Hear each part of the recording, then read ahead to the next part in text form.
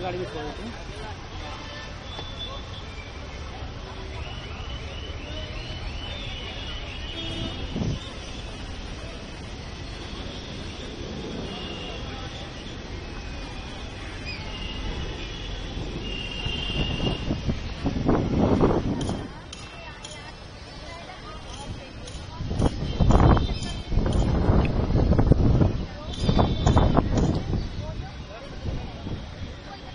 माँ के मुंह पे कपड़ा आ गया।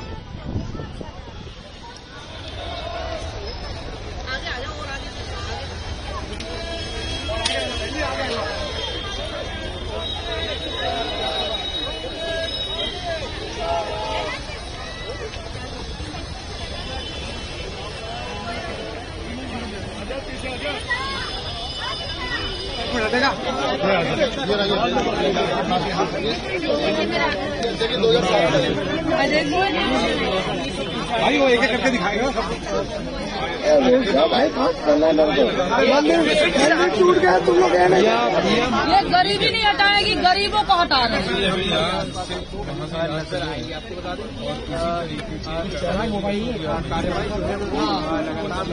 हाँ सुनने में आया। हाँ कांग्रेस ने बनाया है, ये पता है। कांग्रेस ने ही बनाया है। ये जो मकान बना ये भी कांग्रेस का ही नींव डरा हुआ है। कांग्रेस नहीं ठीक है ना, आता है ना। बात ये है कि हाँ सर्वे गलत किया गया है। सर्वे गलत किया गया है, पैसे लेके किया है। अबे तभी तो कट गए, पैसे पहुंच जाते तो आ जाता ना। आपने रिश्वत नहीं दी, आपने रिश्वत दी, हमारा है। जिसका पैसे नहीं पहुंचे उसका नाम नहीं आया। ये बात तो सही है। दूसरी बात आपको पता है, ये तो 15 से पहले वालों के लिए, लेकिन 15 से आज 25 10 साल और बीत गए, उनको भी तो मिलना चाहिए। 10 साल सारा एक बात करना है। अभी हम लड़ाई लड़ने के लिए मंदिर छोटे हाँ अभी बोल देते हैं। आप बात अपने से पहले भगवान उसको तो बोलना पड़ेगा। में भी दोबारा अपील करना पड़ेगा तो करेंगे। इसमें सरकार के साथ भी लड़ना पड़ेगा तो लड़ेंगे। ठीक, तो आप थोड़ी तसल्ली जरूर रखिए। और रातों रात उजाड़ दिया था या पहले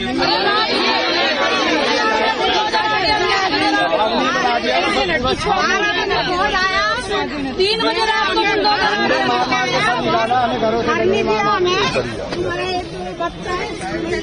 सबको 3 बजे रात को जबरदस्ती घर में फिर बुलडोजर चलाया। सामान भी बीच में दब गया। छोटे छोटे बच्चे को लेकर हम लोग बैठे ऐसे सुबह। बताओ 3 बजे सरकारी काम होता है तो कम से कम 10 तो बजता है, रात को 3 बजता नहीं है। 3 बजे ही गिरा दो। आगे जाओ, जल्दी आगे जल्दी आगे आ जाओ। एक मिनट खुलावा जाता है। इन्होंने संडे को पैर में नोटिस चिपकाया।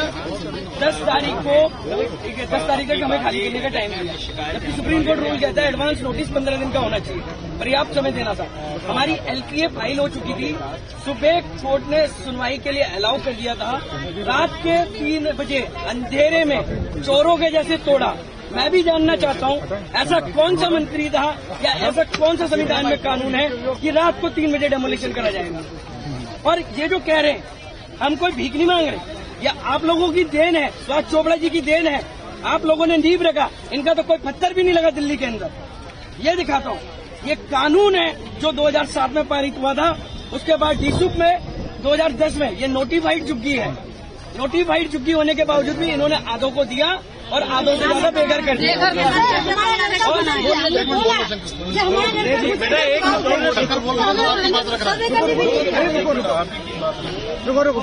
एक जने को बोलने दो, अच्छी तरह बोले। फोटो प्रोसीडिंग शुरू होने वाली थी 10 तारीख को, लगातार बनाने के लिए अभी कार्ड है, टोकन है, सब कुछ है भाई जी। थोड़ा सा टोकन हमारे पास भी था, टोकन मेरे खुद के पास था।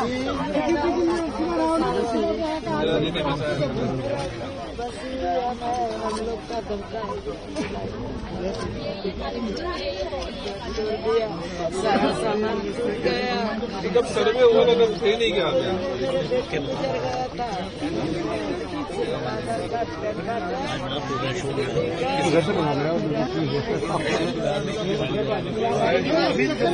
तभी तो है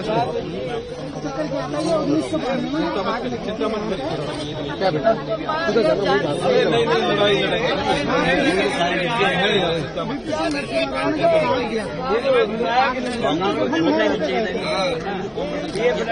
नहीं लड़ाई चोरी होती है, थोड़ा सा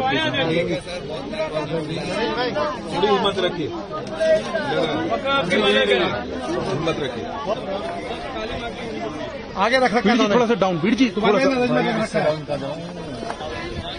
बस ऐसी रहेगा, ऐसी रहेगा।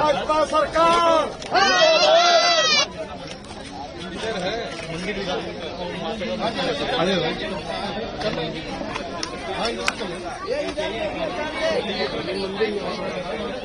इधर देखिए, इधर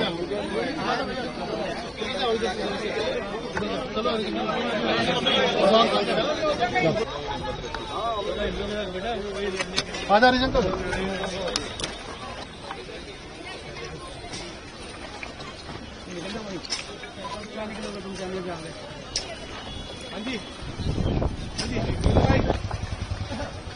भैया सामने से हट जाइए, सामने से हट जाओ।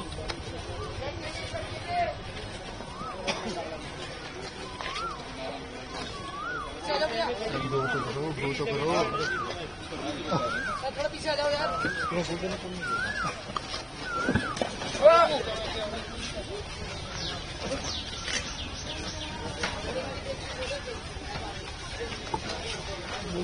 सामने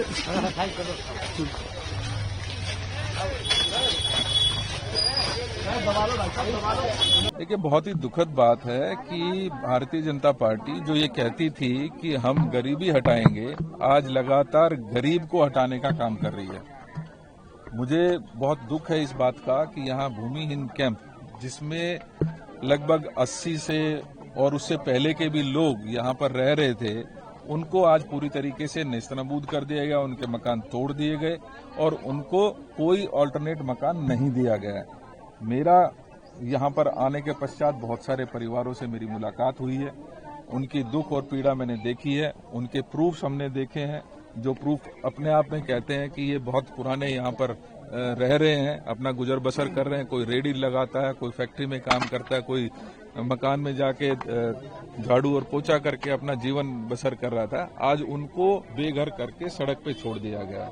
तो हम ये बात कहना चाहते हैं कि भारतीय जनता पार्टी को जो उनका पॉलिसी है उसको चेंज करते हुए कहीं ना कहीं गरीब आदमी जो इस दिल्ली को बनाने में जिनका बहुत बड़ा योगदान है, आज अगर दिल्ली सजी है, संवरी है, तो मैं मानता हूं कि उसमें बहुत बड़ा हाथ जो है वो इन गरीब परिवारों का है, जिन्होंने अपना जीवन दिल्ली को बनाने में लगा दिया। उनको उजाड़ने से पहले कम से कम उनको पक्का मकान दिया जाना चाहिए।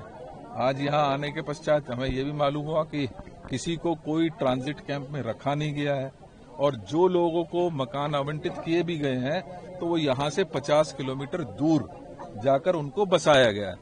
ये सरासर उनकी अपनी पॉलिसी की नाकामी है, उसको वो नहीं मान रहे हैं, क्योंकि पॉलिसी में स्पष्ट लिखा है कि 2015 से पहले के जो भी निवासी हैं उनको मकान मिलना चाहिए, उनको जहां झुग्गी है वहीं मकान मिलना चाहिए और अगर वहीं पर पॉसिबल नहीं है तो 5 किलोमीटर की विसिनिटी में उनको बसाया जाना चाहिए, क्योंकि उनकी रोजी रोटी यहीं पर है।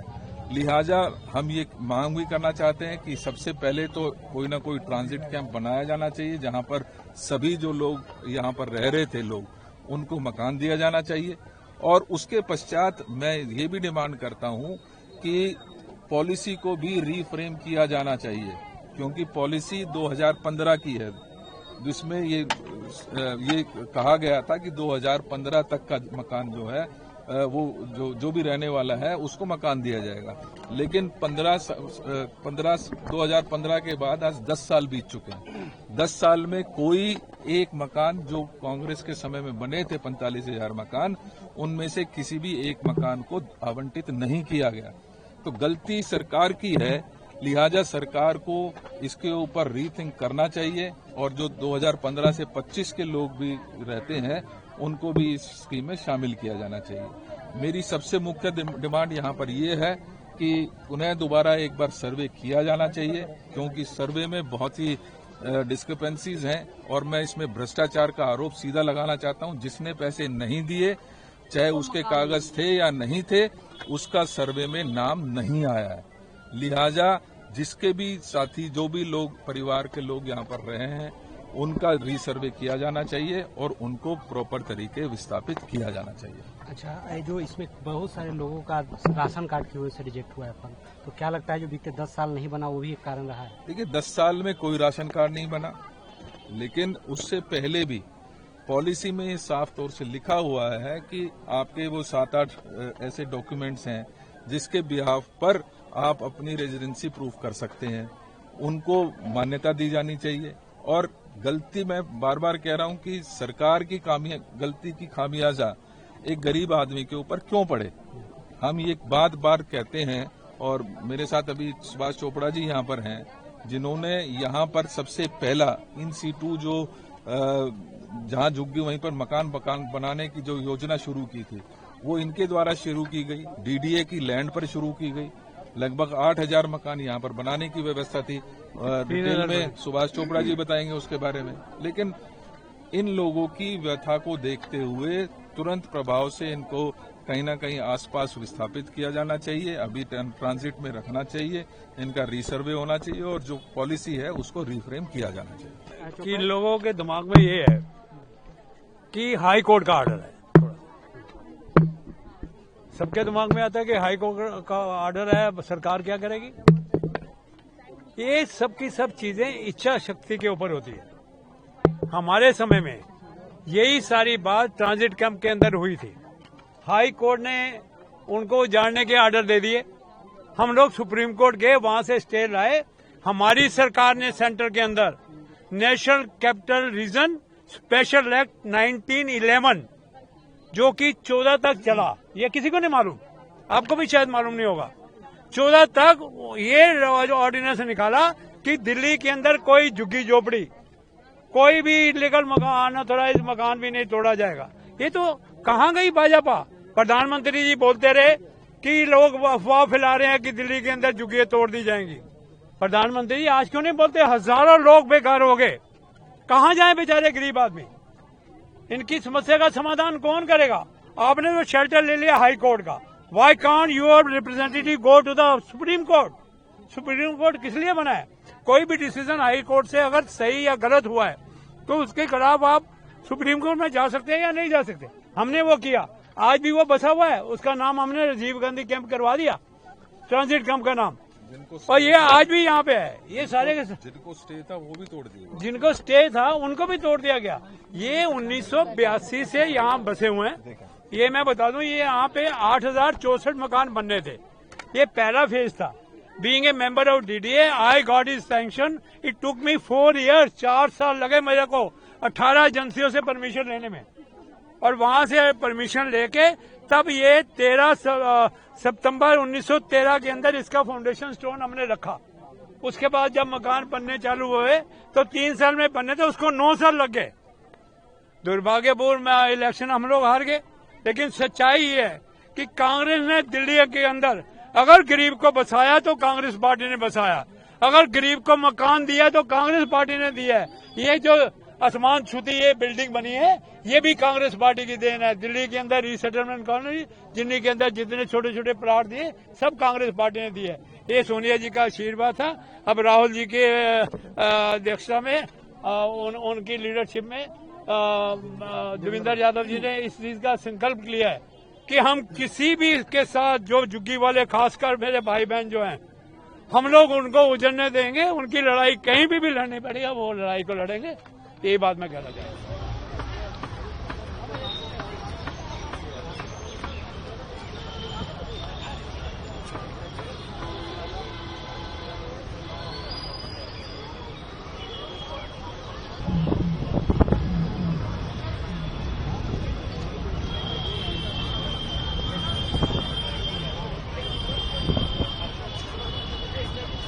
लेके आता हूँ मैं।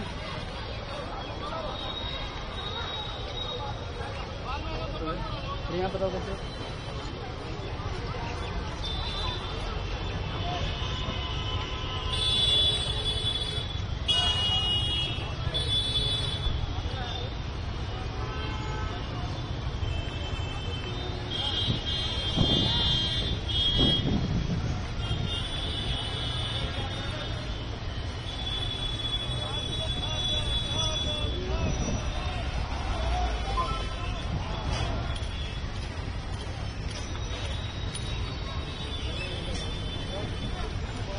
कोई तो कपड़ा भी नहीं आपका